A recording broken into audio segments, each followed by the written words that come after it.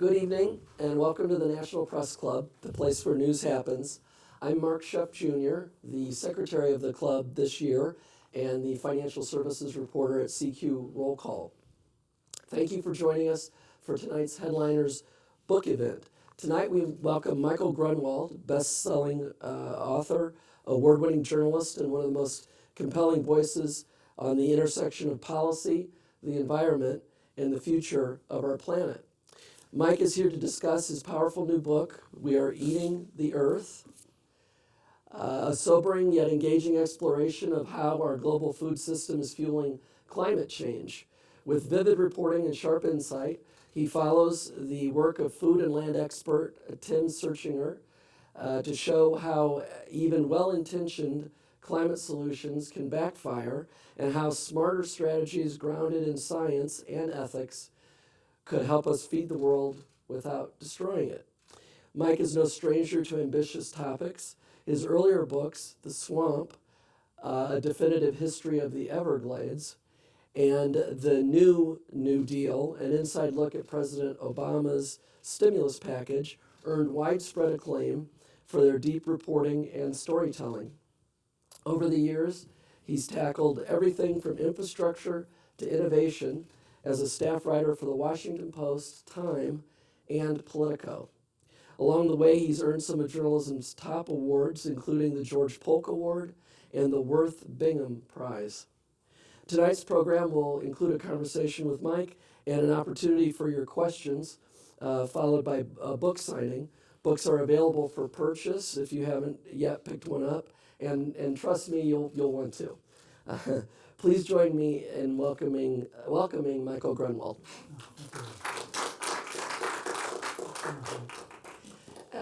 Mike, to get started, I just thought I'd read a couple of lines from the introduction to the book that I think kind of encapsulate it.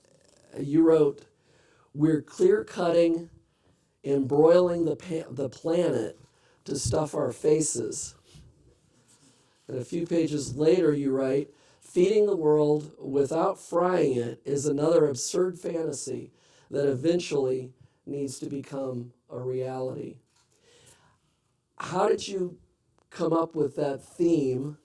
And in a broad sense, how do you explore it in this book? Oh, well, thank you so much for the kind words. First of all, that was really great. And thanks to the Press Club. I really appreciate you doing this. Well, the other absurd fantasy that I reference in that line is basically getting off fossil fuels. And Right. I've been writing about the environment and the climate for a couple decades. I had an energy column at Time magazine for a while. It always was about energy. And the sort of long story short is that the food system, food and agriculture, is about a third of the climate problem. It's a much bigger percentage of our deforestation and biodiversity and water pollution and water shortage problems. And I realized I didn't know squat about it. I knew nothing. I was spectacularly ignorant. And so, I tell the story of when I really first realized it was when I was fact-checking a magazine story I'd written about my own green life, about how I'd gotten solar panels in an electric vehicle. And I had some throwaway line about how I, wasn't some eco-saint. I still ate meat, among other things. Right. And I called a source of mine, Tim Searchinger, who's here, and I knew that he worked on agriculture and climate, and I had to ask him, is meat even that bad for the climate? And he said yes, and then he said, duh. Tim says that kind of thing sometimes. Mm-hmm. But it was one of those things where you realize this is, there are 1,000 books about energy and climate, here this was a third of the problem and 3% of climate finance and like 0% of climate conversation. Mm-hmm. So really that was kind of the beginning of the journey. You write in the book that the focus on fossil fuels, as you just said now, is usually the at the center of climate discussions. You call this We Are Eating the Earth, the focus on land use as the rest of the story. I guess in doing your best homage to Paul Harvey. How challenging is it to tell the rest of the story? First, you have to get people to pay attention, right? And then you explain to them. How big a challenge is that? We're working on it. Yeah. I mean, it was fun, right? I mean, I think, at least for me, as a reporter, I don't like writing about what everybody else is writing about. Absolutely. And because I was so spectacularly ignorant going in, this really was a journey of discovery for me. And that's the fun part as a reporter. If you're a curious person, I really knew nothing. People talk about, did you have preconceived notions? I had no notions. I really didn't know anything. So that made it fun. And some of these, the kind of big ideas of the book, I mean, like the one that's on the cover, it's kind of spectacularly obvious, right? Like, we are eating the earth. Like, agriculture is now 2 of every 5 acres of the planet. We talk about cities and suburbs. Those are 1 of every 100 acres of the planet. So really, this natural planet has become an agricultural planet, and we all know that. Like, you take a cross-country flight, you look out the window, you see the rectangles and circles, you can be like, boy, there's a lot of ag out there. But you don't really think about, the implications, and again, not just for the critters that rely on the forests and wetlands, but that's where we store our carbon, right?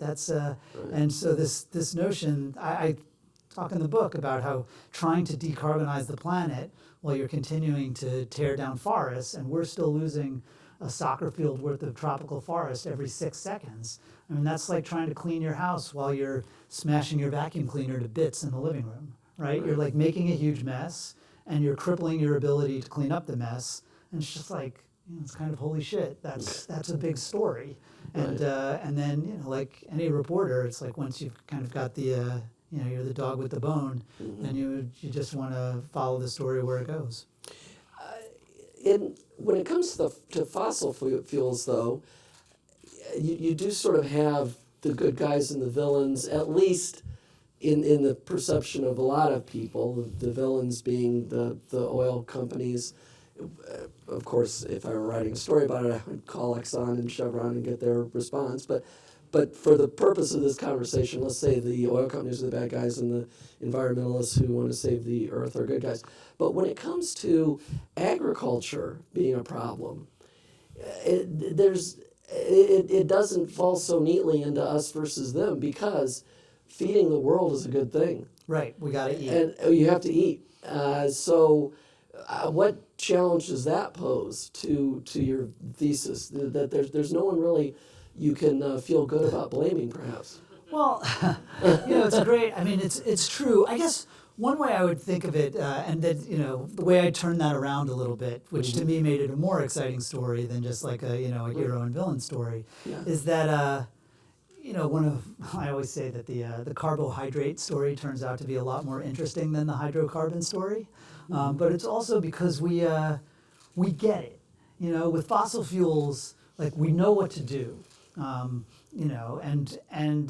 want to electrify the global economy and run it on clean electricity, right? I mean, and we're actually starting to do it. I mean, what's happening in Washington the last week, you might not think so, but we're in the middle of this clean energy revolution, and so it's not happening fast enough, and it's an important political question of how fast it's going to happen. But again, we kind of know what to do, and we're doing it.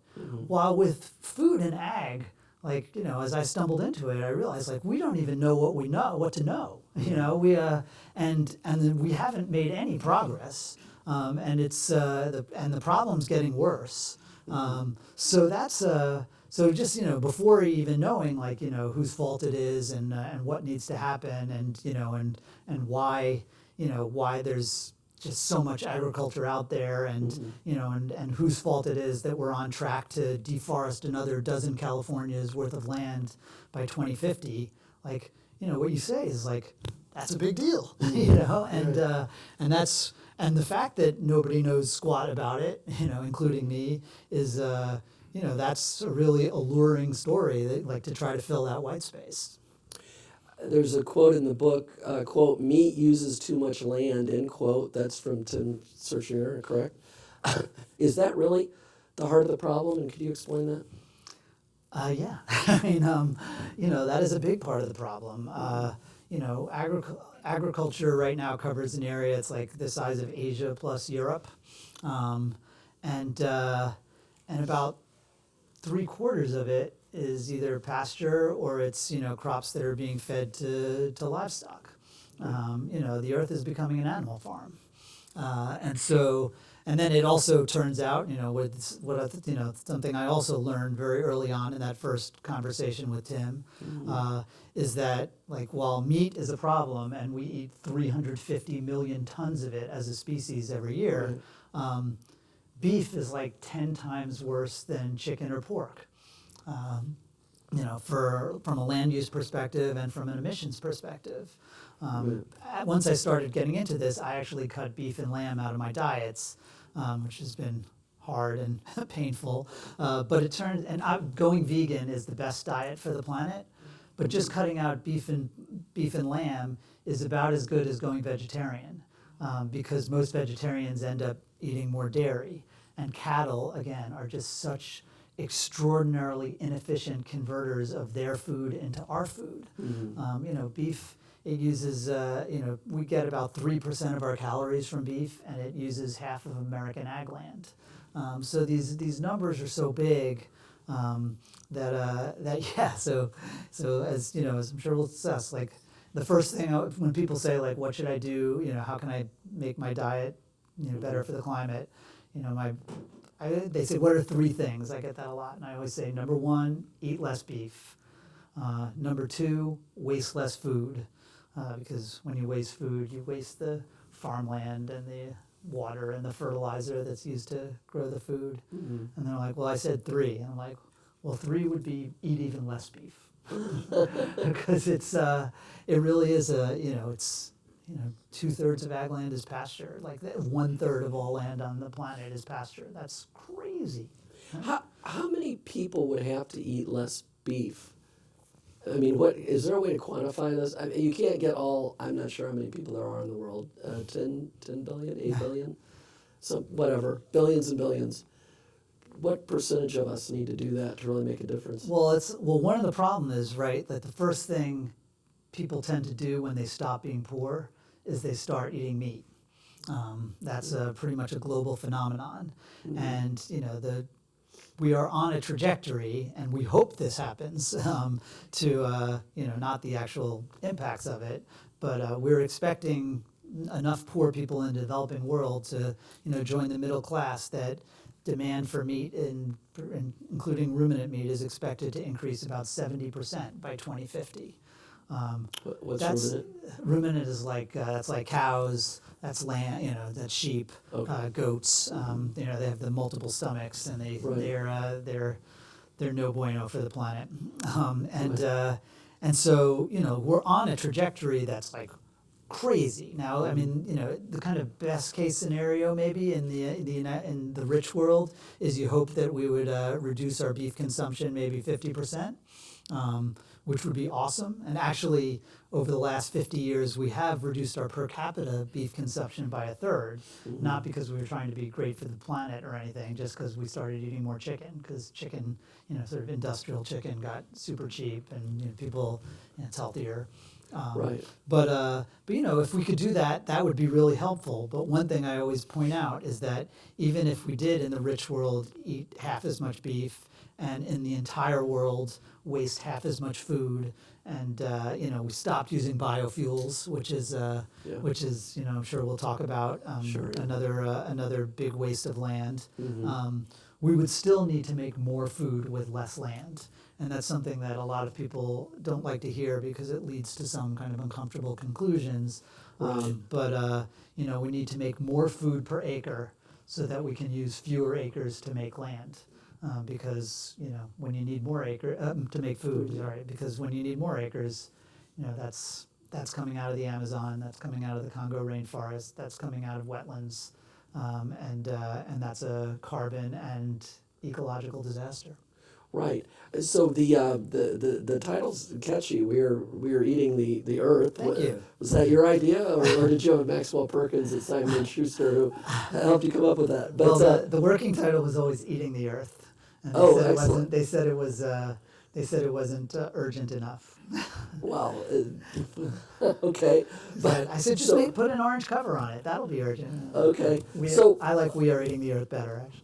It is catchy. What do you hope this title signals to readers? What tell us about that? Well, look, I mean, I think it does. The meta message, I guess, is urgency, right? Yeah. I mean, doesn't sound like we're doing something good to the earth, right? Mm-hmm. But I really do want to get across. I mean, this is, food is at least a slightly sexy topic, right? Because we all vote on these issues 3 times a day. But in many ways, it's a book about land, which is maybe a little less sexy. So don't tell anybody and turn off the camera. Exactly. And that's why this book is about the eating the earth problem. Right. This way, and so the second half of the book, where I start following all of these various solutions, they're really I think of them as eating the earth solutions. They're about how can we change our on the demand side, how can we change diets so that we have less land intensive diets, and on the supply side, essentially that same question of how can we make more food per acre, how can we use fewer acres to make food, and again, this all ends up sounding very simple, and I think it is. It's like this kind of simple idea that's hidden in plain sight.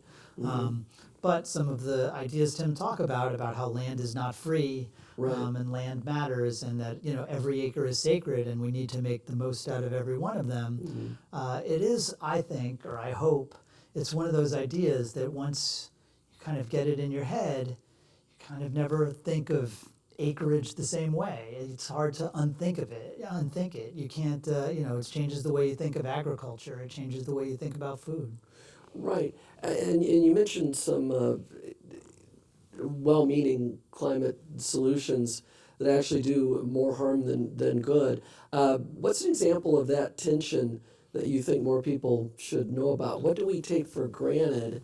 What's become almost a cliche about preserving the environment that actually is killing it? Sure. Well, I mean, the 2 big ones that I'll, that are in the book, and we can talk about both of them. And the first one is biofuels, Right. which I would sort of, I sort of tell Tim's intellectual journey, which really on this stuff began with biofuels. This idea that, which biofuels back, 20 years ago were seen as this great, environmental and climate solution, right? Because they replaced fossil fuels, and fossil fuels were bad. We're just starting to understand that. And then there was this, people understood that corn ethanol was inefficient. It used almost as much fossil fuel to make it as you saved by using it. In fact, the early studies that showed that ethanol was a little bit better for the climate than gasoline, they actually acknowledged that the actual production of ethanol was far worse for the climate than the production of gasoline. But the idea was yes, but when you dig up fossil fuels from underground and burn them, you're just sending carbon into the sky. But when you put corn in your car and burn it, you send carbon into the sky. But then when you grow the next round of corn, you're taking that carbon out of the sky.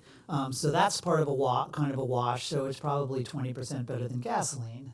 And Tim came along and said, wait a minute, when those cornfields were already taking carbon out of the sky when they were growing food, right? And so then you start to think, well, and if you grow fuel instead of food, then you probably got to grow some more food somewhere else to replace it. And it's probably not going to be in a parking lot. It's going to be in a wetland or a forest that was already storing a lot of carbon. And that scrambles the climate math, and it turns out to be twice as bad as gasoline. And he figured that out. And at the time, he was just a lawyer, and he wrote he wrote a piece in Science, which is a publication that usually just publishes scientists, is kind of my understanding. But Tim has now published 10 articles in Science or Nature, even though he is still a slacker who has never gotten a scientific degree. But again, I think he thought that once he published this piece and he sort of explained, like, oh, sorry, you guys have been doing it all wrong. You've been ignoring land use. And that everybody would say, like, oh, my bad, sorry. And everybody would realize that biofuels were, in fact, not a climate solution, but a climate catastrophe. And suffice to say, that has not been the case. Right. Well, we're talking here at the National Press Club, so let's drill down into the reporting that went into this book. Tell us, how did you meet Tim Searchinger? Sorry, what drew him to you as your central guide, and how did your reporting partnership evolve? I often think to myself, really great reporters probably have really great sources. That seems to be a law of journalism. Yeah. And was that the case here? Yeah, I lucked out with Tim. Yeah. I tell the story when we first met in the book. It was at Union Station in 1999. I was like a kind of young reporter at the Washington Post. Tim's 10 years older than me, but he looked like he was 12. He looked like he was like, wearing his dad's suit for the first time or something. And he's just this kind of blizzard of verbiage and brilliance. And that at the time what we ended up talking about was the Army Corps of Engineers, which he was explaining to me were basically destroying America's rivers for barges, and then no barges were using it, which I thought sounded like a little bit of hyperbole. But no, of course, he reaches into his bag and he's got all the documents and is showing me.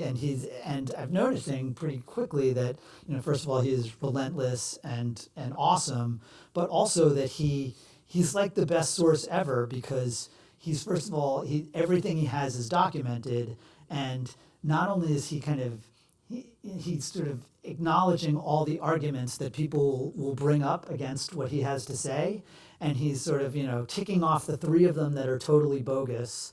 But then here's a 4th argument that's actually not entirely bogus, but it's mostly bogus, and here's why. And then here's this 5th argument that's kind of legitimate in some ways, and I've had to tweak. And you're like, oh my gosh, he's like kind of doing my job for me. And that was sort of the beginning. He ended up, you mentioned some of those awards I won. Right. A lot of those were for stuff I wrote about the Army Corps of Engineers after running into Tim Searchinger. He then gave me a tip about the Everglades that ultimately led me to move to Florida, write my first book, meet my wife, have a family. So, he was already this kind of important figure in my life. And then but I had... we went in 2008. We went when he did his first article, his first scientific piece about biofuels. Mm-hmm. I was at Time magazine, and I wrote a cover story for Time about the headline was, the cover line was the clean energy myth, about how biofuels were the introduction of biofuels in America was leading to the deforestation in Brazil. We went down to Brazil, and I write about that in the book. And then I kind of I wasn't paying that much attention to what Tim is doing. So like an idiot, I sort of, we were still like in touch, but I didn't really realize how deep into this kind of food and agriculture and climate thing he had gotten until that random fact check, right. 10 years after we went to Brazil together. And pretty soon after that, I started thinking, I need to write this book. At the time, it was just going to be a book about this problem. Right. And then after I will tell this quick story, is that I had when I tried to sell the book, my first 2 books did pretty well, and they were both with Simon & Schuster. And I took this one to auction, and it was like a dismal failure. The auction, like nobody wanted this book. And even Simon & Schuster, had the relationship, they were like, really, can't you just write a book about the Impossible Burger? That was the CEO said that, and so And so after that, Simon Schuster did buy it at least. And afterwards, I knew one of the other CEOs at Penguin, and I asked him, why didn't you, how can I make this better and more compelling? What was wrong with my proposal? And he said, too much Holocaust, not enough Anne Frank. And so there's my Anne Frank. Wow. When you said it went to auction and failed, I was fact checking myself. I was thinking I could have sworn Simon & Schuster was the publisher. Yeah. Okay. Yeah, they did. They bought it. They let's just say it was less money than I got from my last book. I'll tell you that. Right. Well, for every Tim in Washington, there are at least 5 lobbyists with trade associations who, at the very least, want to push back against what he's saying. This book challenges powerful agricultural and environmental narratives. Did you encounter any resistance while working on it, and or now that it's out? Yeah, there's some people. There are a couple of people very angry at me these days. I mean, look. Well, Tim, the great thing, and Tim certainly has his enemies too. The great thing about Tim is that he's like a facts guy, a science guy, a data guy. And really that is a sort of meta-narrative of the book, is the importance of, like I think I mentioned that, energy is at this point a political problem. But food and agriculture is still an analytical problem. And Tim is an analyst. He has on his doormat, on his front porch, it says, "No dogmas allowed." It's there's a picture of a dog. But so that was that was a good North Star to have. That was going that this was like, and again, like I came into this cold, so it was I'm coming at it with facts and figures and and definitely some analysis, but that was always like a kind of I could hide behind the facts. That said, I mean, there's a lot in here that a lot of people don't want to hear. I mentioned biofuels. The other real kind of sacred cow that I'm taking on in this book is this whole movement towards organic, regenerative agriculture, carbon farming. This, if you've seen movies like Kiss the Ground or Common Ground or Carbon Cowboys, where if we just have kinder and gentler and more natural farming, that kind of all the bad carbon that our fossil fuels have pumped into the sky are going to just sort of be magically repatriated into our soils as good carbon, and they're going to reverse global warming.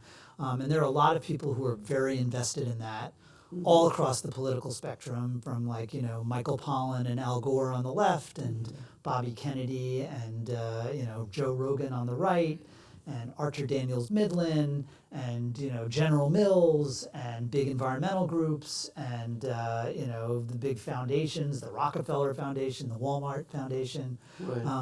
So yeah, there's been plenty of pushback. I did a debate at Berkeley with a professor of agroecology, who was a lovely guy, and it was actually a really great discussion.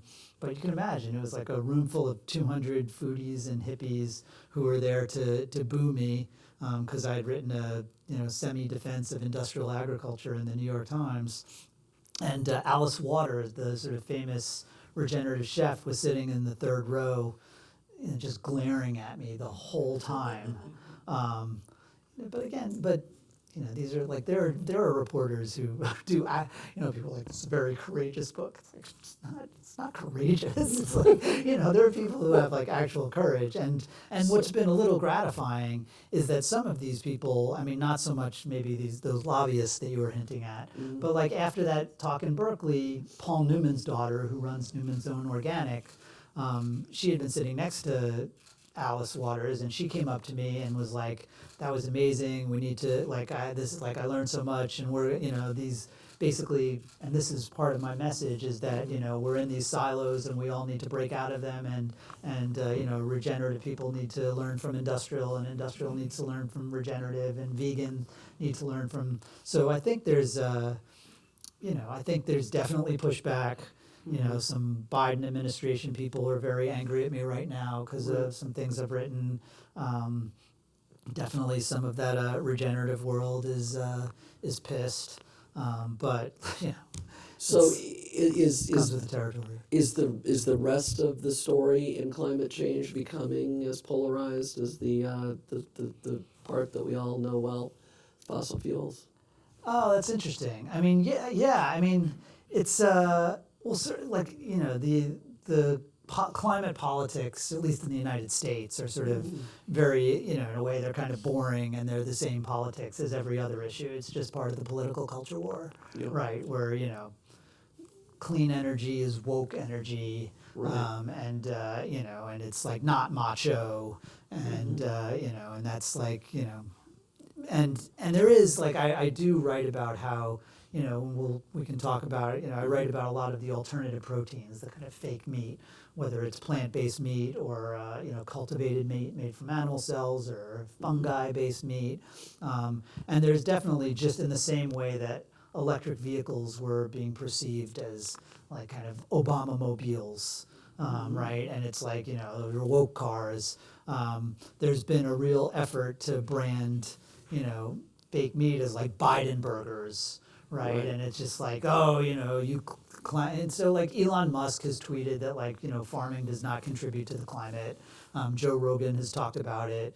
There's definitely, and of course, you know, Trump and Republicans, whenever these kind of issues come up, it's like, oh, you want to ban cows, you want to force everyone to eat bugs, and like honestly, I don't know what to do with it and do about it. And then as you suggest, like and then even within the people in at food and agriculture who do care about the climate, you know, there's you know there are a lot of people who think you know what I'm doing is horrible because it's not their kind of farming or it's you know not the, and then there are people who don't like you know they don't like fake meat because that's like everybody should eat kale, you know. And, it's you know the people who don't care about the climate if they were actually paying attention to these debates they'd be laughing their asses off because like you know because even the people of goodwill in this world don't really see you know they're all at each other's throats.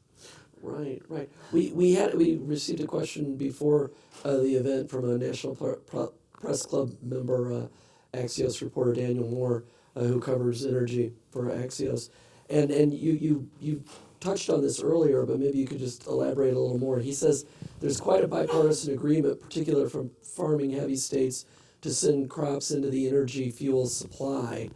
We see this in rising volumes of ethanol blending in gasoline. So what are the environmental impacts of leaning on agriculture products to cut emissions, and from hard to decarbonize sectors? What could you elaborate on that a little? Well, bit? this is the ultimate hard to decarbonize sector, right? And part of my message is, and I talk about this, that agriculture has always made a mess.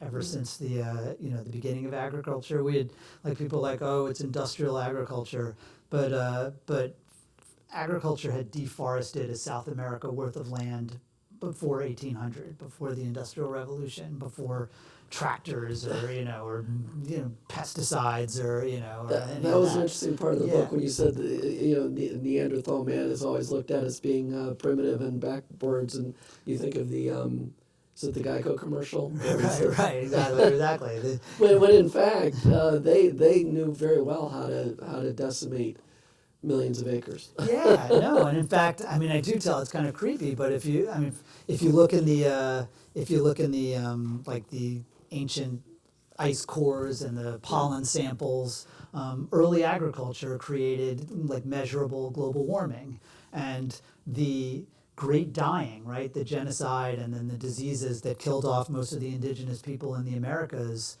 after like the 1500s, after European contact. That created measurable global cooling because they were sophisticated farmers and their farms returned to nature and started soaking up carbon again. So that is the, so biofuels are, they're part of that problem because, as I mentioned, the land use, but there is, there's this notion that, agriculture can be the solution. Rather than the problem, when my focus is more like, how can we have agriculture make even more food with less mess? But again, this is like the biofuels are a perfect example of the power of these lobbies. In the Big Beautiful Bill, which, as I'm sure you guys know, cuts hundreds of billions of dollars worth of subsidies for actual clean energy. There's tens of billions of dollars of new subsidies for biofuels, particularly sustainable aviation biofuels. And in fact, because basically corn ethanol and soy biodiesel, which are, those are the ones that farmers want to grow, and those don't really pencil out for the climate. So there's also language in the Big Beautiful Bill that essentially requires the government to put its pencils down. It says that they can't look at land use when they're trying to calculate the impact of these biofuels. And what do you know? These things look pretty good before Tim came along 20 years ago and said, like, hey, you got to look at land use. It turns out that if you don't look at land use, and if you're, federally banned from looking at land use, they'll probably start to look pretty good again. Right. There's a follow-up from Daniel as well. What are the trade-offs policymakers should consider? And then the broader question, what do you hope policymakers take from this book? Oh, wow. Well, certainly on biofuels, biofuels that use land are bad. They just are, they are bad for the climate. They are bad for biodiversity.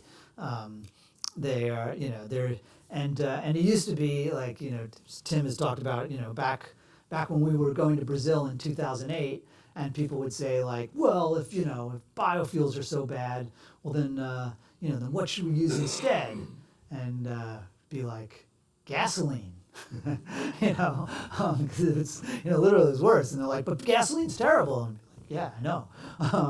But now, of course, there's a much better solution, which is electric vehicles, powered by renewable energy, and which is why now they're trying to put corn and soy into planes, because they're worried that the electric vehicles are coming for their demand. And the whole point of these biofuels mandates is to increase the price of corn and soy, which of course increases the price of food, which supposedly is bad politics, right? Mm-hmm. But evidently not when it helps corn and soy farmers. So now, of course, it's like, well, if you don't want us to use biofuels to fly planes, what should we use? And it's like jet fuel. But hopefully people will come up with something better. They're starting to look at electricity for short flights.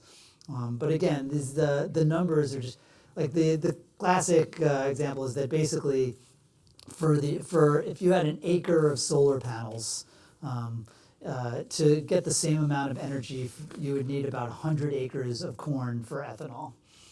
So it's just extraordinarily inefficient. Right. Land turns out to be really good at growing food, really good at storing carbon, not so good at making energy. And we have better ways to do that. Right. Let me get to a couple audience questions. Yeah. The Organization for Economic Cooperation and Development, that's OECD, right? Okay. Yeah. Suggests that global farm subsidies for OECD countries are $630 billion. Mm-hmm. How can OECD countries leverage these funds to solve the climate crisis? It's such a good question, and it kind of anticipates my sort of the solutions or at the end. Right. When I talk about this, because I do think, and you, was that you who asked the question? Because whoever did, it's you asked it in exactly the right way, because often it's about $300 billion of those subsidies are just pretty much handouts to farmers. Mm-hmm. And so people are like, how can we stop that? And I'm kind of like, good luck. Right. But it's not impossible to try to, if we're going to, look, you guys are very powerful, we get it. But if we're going to give you this money, there should be some strings attached, and there should be some responsibility attached, because we do want them to make food. They do provide a service, as they remind us all the time. But it is true, a difficult group to have as a foil for their argument. Right. Everybody loves farmers, right? Well, right. It's the heartland. They have the good values. They're hardworking. It's like, I'm hardworking. Midwestern nice. Yeah, exactly. Right. Yeah. But no, it is. what were we saying? No, I mean, but I don't think it's insane to say like, you are doing something good that we want you to continue to do and do even more of. You make it so that we can be reporters and and write books about problems with agriculture and be photographers and influencers and doctors and everything else. But yeah, I think the hope is, and I talk about how in Denmark there's been more of this kind of grand bargain where it's like, we want you to keep making food, we want you to make even more food, but you've got to do it with less mess. And so we're going to help with, we're going to support the kind of technologies that both can whether it's, drought tolerant and heat tolerant and higher yield crops, or eco-friendly feed additives that will get your cows to burp less methane, or these alternative fertilizers that'll use gene-edited microbes to suck nitrogen out of the air and feed it to your crops, so you don't have to use as much chemicals. That has to be sort of part of the deal. And then in Denmark, they taxed agricultural emissions. They're forcing like 1 million acres of farmland to return to nature. They're promoting plant-based eating nationwide. So I do think, that the idea is that the money, but it's exactly the right approach. Is that the carrots can be should actually be used as a carrot. Right, that's the idea. Is like, here, bunny, go chase the carrot. Instead, it's just been like, here, carrots. Yeah. So I think the other way is better. Let's stay on the solution theme with questions from the audience. How do we produce more calories using fewer acres? Oh, that's great. Well, I talk about a bunch of kind of cool solutions, but probably the most important is I talk about, Tim and I went back to Brazil a couple of years ago. And also I do, by the way, admit that during that trip, I fell off the wagon and I ate a few steaks and they were delicious, kind of when in Rome. But we went and looked at, there are millions of acres of degraded ranches, degraded pasture land in Brazil, where you'll have like one cow for like 6 or 7 acres. It's just terrible, and it's like they call it like the Columbus method, where you let the cows out in the fall and you go discover them in the spring, and it's just horribly inefficient. And they're mostly not real ranchers; they're like businessmen from Sao Paulo or whatever. But then we went and saw some improved ranches where they had used some stuff that Michael Pollan wouldn't like. Right, they were fertilizing their pastures. They had feedlots, which another sort of spoiler alert is that feedlot finished beef is actually much better for the climate and the planet than the sort of organic grass-fed beef, because it gets them to slaughter weight quicker, so they burp and fart less methane, but mostly because it uses less land. But we saw these incredibly productive ranches that were also using a lot of regenerative practices. They were doing the rotational grazing. They were integrating their cattle with their crops, including cover crops, and they were doing no-till. And they would have 1 cow per acre. So they were 7 times as productive, which meant they were using 1/7 as much as the Amazon. So that's an example. I think modern gene editing is the GMOs have been like mildly successful in improving yields. But these gene-edited crops, which are going to be much more precise, and you can really fix the gene that hone in on what you want to improve and improve it. I think that's very exciting. I mean, I went to the University of Illinois, and these scientists there are literally reinventing photosynthesis. Right? This is like a process that's been kind of maintaining life on Earth for a couple billion years, but it turns out it's like very inefficient. And these guys are using artificial intelligence and gene editing and big data to essentially edit out the inefficiencies with like this high-tech engineering. And they think they can increase crop yields 50% over the next few decades. So there's a lot happening. Staying on the solutions theme, if you can change one thing tomorrow about the global food system, What would it be and why? Maybe get that Lone Star tick to just kind of, do you know about this thing? It's like when it bites you, it gives you a red meat allergy. If you just if that spread around the world, that would. No, yeah, beef is the baddie. So I do think you'd want people to eat less beef. Hopefully, I'm very excited about, even though they've been a bust so far in the marketplace. But I do think these alternative meats are going to get better. They were wildly overhyped in 2019 after Beyond Meat was at $250 a share. I think they're wildly underhyped today now that Beyond Meat is down to $2 a share. The cow is a pretty mature technology, and this stuff isn't. And so I think eating less, and then so the combination of eating less beef and then making beef more productively, making it better, so it's only 3 times as bad as chicken instead of 10 times. I think that's the biggest bang for the buck.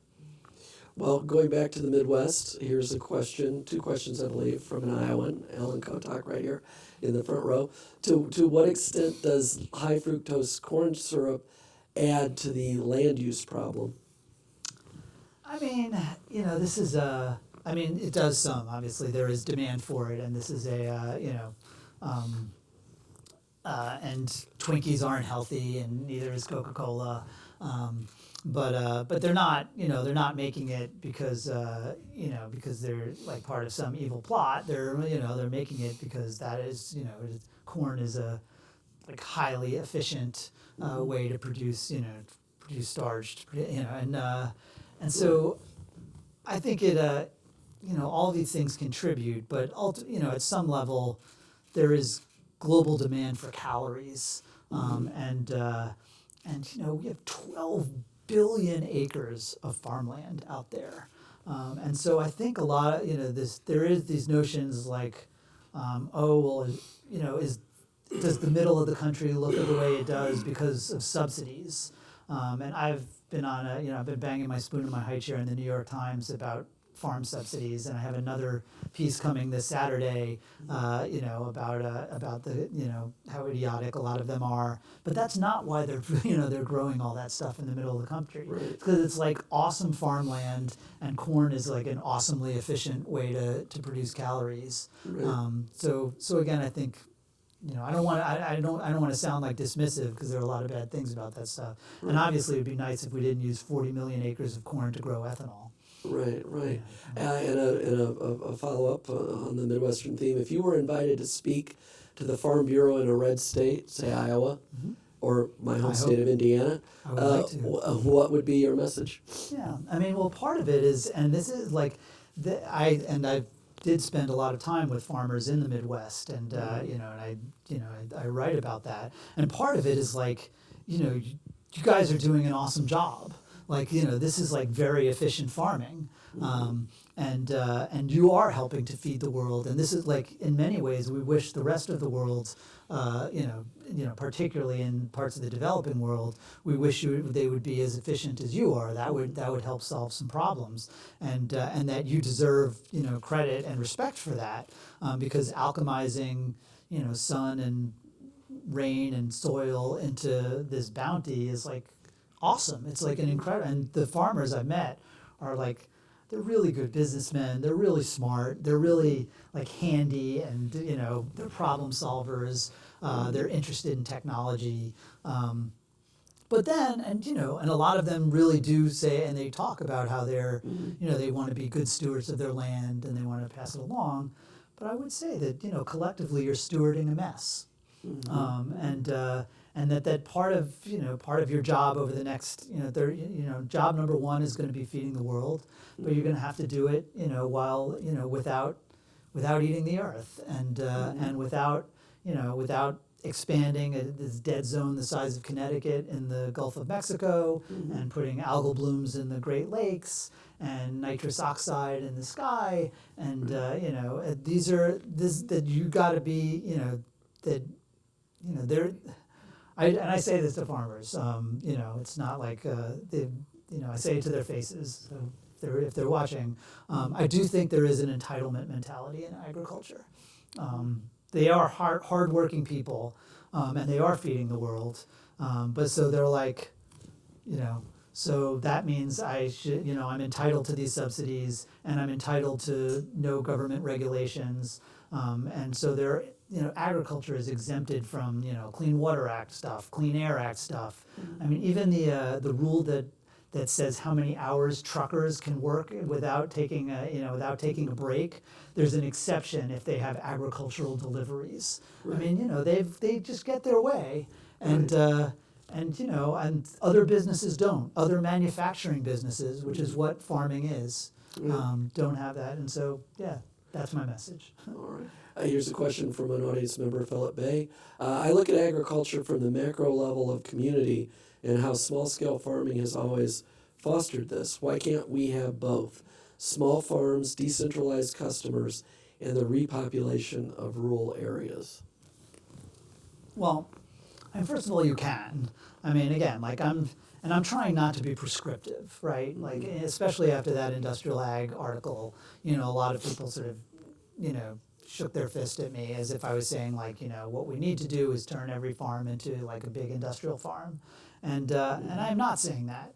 But I am speaking out for productivity and high yields. And I do think that is important. And because of, all right, I'm going to do a little Michael Pollan riff now. Because now he's a beautiful writer. He is, I wish I wrote like him. But he has sort of sold a lot of Americans, a lot of people all over the world on this sort of romantic, idea of, this nostalgic notion that farming the old way, kind of E-I-E-I-O, was, with these diverse farms that weren't, before they became these chemical-drenched monocultures, where the animals had names instead of numbers, and, the farmer, American Gothic farmer with his pitchfork, those were more natural, those were kinder and gentler, those were better. And it is true that there is the move, there is something lost in the move from those nice bucolic Red Barn Michael Pollan farms, which maybe they are there's more community and you meet the guy at the farmer's market and there's something nice about that, no doubt. But from a environmental perspective, the environmental disaster was the transformation of the prairie and the forests into agriculture, into those nice Michael Pollan farms. That's when we lost the biodiversity. That's when we lost the carbon. And so, I'm not saying that if you have a glorified garden that's a bad thing. But you should be aware that Indiana, your home state, it used to be 85% forest, right? And so people shake their fist at Brazil and Indonesia. And they say, you're bad, you're deforesting, but this is good farming because, we don't deforest here. It's because you deforested, your Amazon in the 19th century. And so I do think, again, I still eat meat, I fly too much. I'm not, I'm Sure. none of us are perfect. Perfect's not on the menu. But I do think and there's nothing, it's okay if you want to have those sort of small farms, but what I'm trying to do is say, here are the costs. Yeah.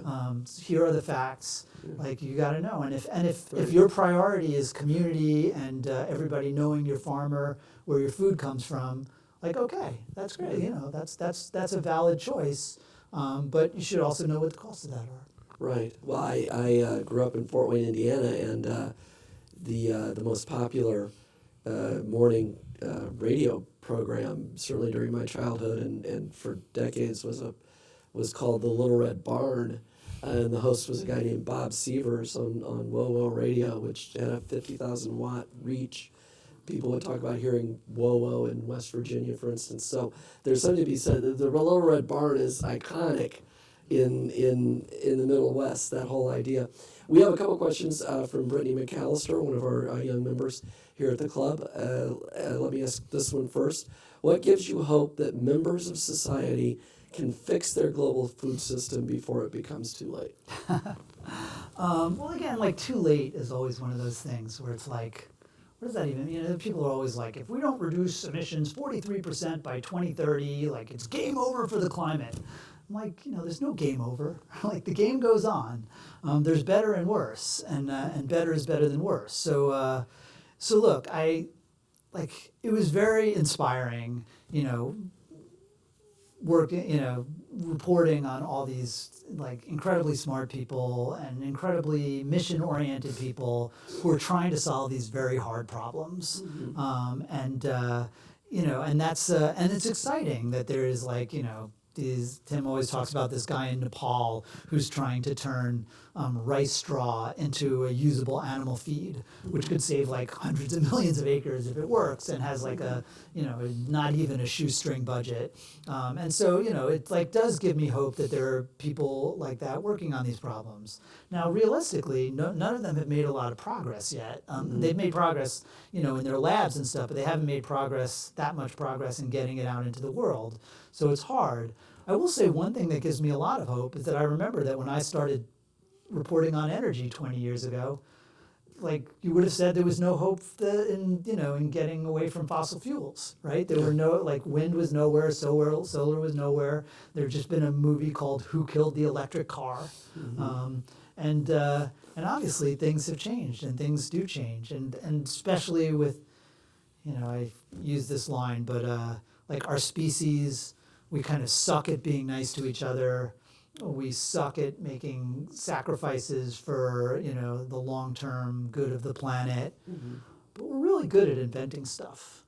And when we have like really urgent problems, we're sometimes pretty good at solving them. So yeah, I have, you know, I'm not an entirely Debbie Downer about this stuff. Right. Another question from Brittany. As a young environmental and climate journalist, do you have a piece of advice to help get into the industry? I assume we're talking that she is young. Yes. Oh. I was once young. Oh yeah, right. She's young. Yeah. Believe I'm older than you are. So not us. I came back after like 5 years in my cave working on this book and started like, you know, emailing other journalists to, you know, who I've known to kind of suck up, you know, to try to like be like, hey, I've got a book, and they're like, oh yeah, what happened to you? You know, it's kind of like, you know, attending your own funeral a little bit, or 5 years after your funeral.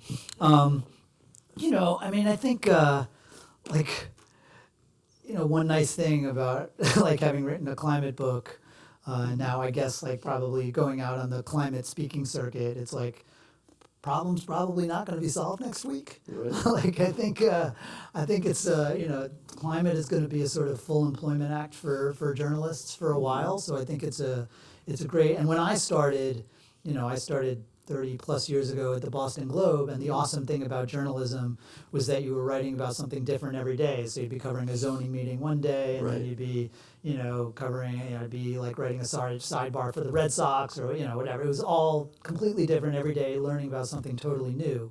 But now I tell young journalists that it's really important to have some expertise. To really know about stuff, because you know, that's how things have changed. And so I think this is a great area to know about. I've talked to a lot of young food and climate journalists who are you know, who basically had the same instinct I did, which is like, nobody's doing this. Right. I oughta. So I do think in general that has been, you know, it has been a very good, it's like maybe a bad way if you're, as a journalist, your ultimate goal is to be super famous, and to, you know, to be on TV all the time. But I think to have a rewarding career, you know, you want to write about the big problems, and then you want to write about it in a way that not everybody else is. So, like, that's, I think this is a perfect topic for it. Sure. Much easier said than done. Very few people can. Well, and then you want to try. Then you want to try to make it like, you know, not boring. That's the exactly. You know, that's the other challenge. And that's the sad story of my career, I guess. We started a little late, so like a soccer referee, I'm gauging extra time we're in here. extra time? But we're about to wrap up. I have my own question that's been at the back of my mind. I've found these chicken sandwich wars fascinating. Chick-fil-A versus McDonald's versus Popeyes. Basically, you're saying that's good for the environment. Let's have that, chicken wars. I'm like that Chick-fil-A cow, right? Yeah, Eat exactly. more chicken. Is that fair to say? Is that a fair I conclusion? mean, it sucks for the chickens. I mean, Absolutely, no joke. but- I mean, it's like, yeah. and chickens get treated like shit. I mean, it's horrible what they do to chickens, and it's worse than what I visited a beef feedlot, Right. and I tell the story where it's not a harrowing experience, like some of the videos you've seen some from inside, and so again, and some people have like whose their top priority is saving chickens, and they've told me that actually they've been really respectful. A lot of them have been really respectful about this, and but if that's your priority, then that's then you're not going to agree necessarily on that solution. I do also point out that like when we eat the earth, we are eating wildlife, right? We are eating macaws and the rest of the cast of Rio, and at this point now our livestock weigh 30 times as much as wild animals. So it's like even from an animal rights perspective, it adds up. Right. Well, before I ask the final question, let me take a moment to thank the Headliners team chair, Jen Judson, and the members who assisted with this event, as well as club executive director DDA Sauji, and the entire club staff for making it possible. Let me tell you what we have coming up. On July 22nd, we are hosting award-winning reporters Josh Dawsey of the Wall Street Journal, Tyler Pager of the New York Times, and Isaac Arnsdorf of the Washington Post to discuss their book, 2024, How Trump Retook the White House and the Democrats Lost America. We hope you all will join us for that conversation as well. Now let me present you with the coveted memento from the club, Awesome. our National Press Club mug, which is a small token of our thanks for your joining us today. Thank you very much. I appreciate it. And the final question.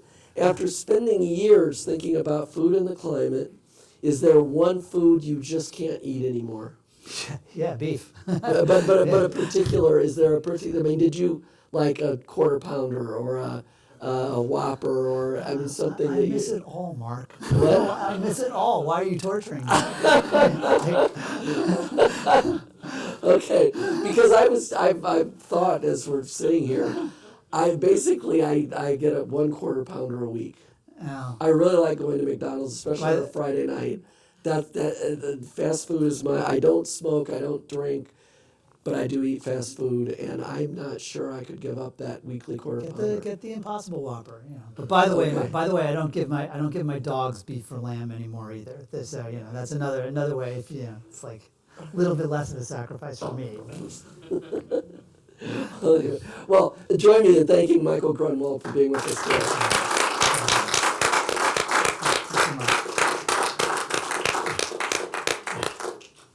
Thank you so much. This was great. That was great questions. Thank you so much. Thank you.